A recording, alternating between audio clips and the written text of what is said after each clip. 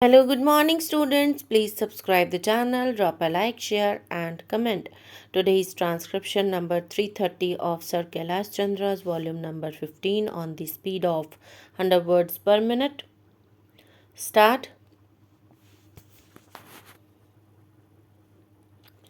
Mr. Deputy Speaker, Sir, I take my stand here to support the Constitution Amendment Bill moved by Sri Thomas.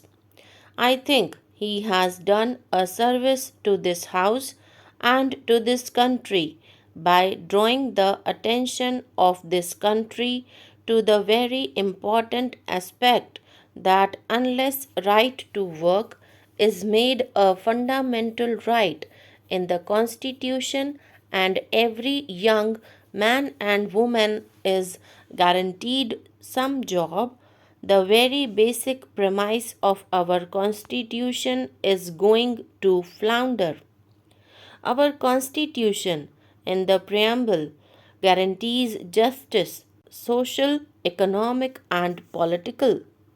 Article 19(1)(a) of the Fundamental Rights guarantees freedom of speech and expression.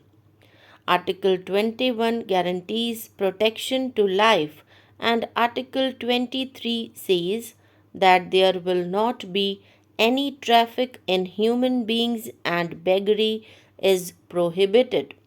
All these fundamental rights and the laudable principles laid down in the preamble can have no effect if millions of unemployed men and women in this country move about in search of job and livelihood.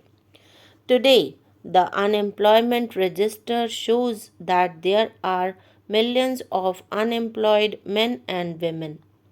Even that, I think, is a tip of the iceberg because a large section of our men and women do not register themselves either because facilities are not available or it is not known to them in many rural areas that they have to register themselves, and also because of the indifference that even if they register themselves, they are not going to get the job.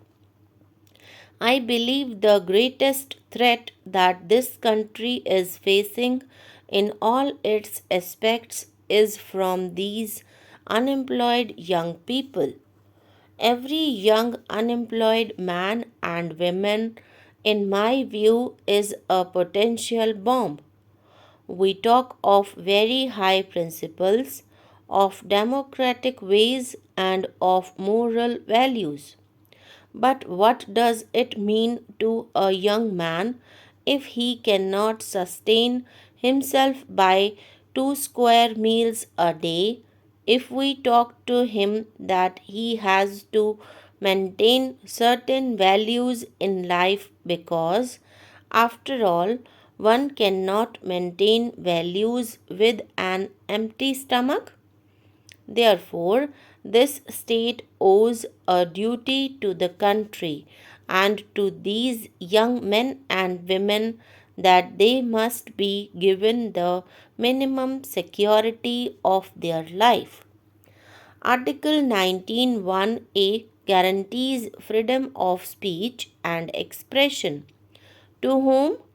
Freedom of speech and expression to those who have got sufficient means to exercise that freedom. That freedom is not available to the millions here. After all, a man who does not have even 1 square meal a day, what freedom of speech and expression can he ever hope to aspire?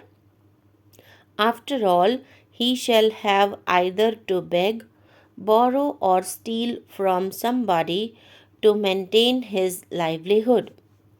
Article 21 gives protection of life and personal liberty. The highest court of this land has given an extensive meaning to the words right to life. but the right to life connotes, in my respectful submission, that he must have the means to maintain his life. When the state guarantees, or when this constitution guarantees right to life to an individual, automatically it follows that there must be a guarantee that he can maintain his life. If we cannot guarantee 2 square meals a day to him, if we cannot guarantee to him the subsistence level, what is the use of having Article 21 in the Constitution saying that you have the right to life? Traffic in human beings and beggary are prevented and prohibited. But what can a man do? Either he shall have to go for illegal means or irregular means, and even for trafficking in human beings or beggary. In Article 39, which deals with the directive principles of state policy, in Part A, it has been said that the citizens, men and women equally, have the right to an adequate means of livelihood. In fact, when the Constitution was framed, a number of very eminent personalities spoke about the inherent rights of man to maintain himself. At that time, it was thought that to make this right justiciable, to give a justiciable right, would probably be a tremendous burden on the state. And the farmers of the Constitution at that point of time decided not to introduce it in the fundamental rights. But we know this has been said not only from this side of the house, but also from the other side of the house. Mr. Bharadwaj has, on a number of occasions, said that the directive principles are the conscience of the Constitution.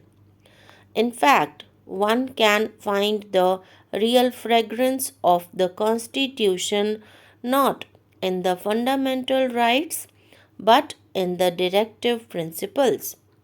This House and the other House, on a number of occasions, had to go on for constitutional amendments to give primacy to directive principles over fundamental rights.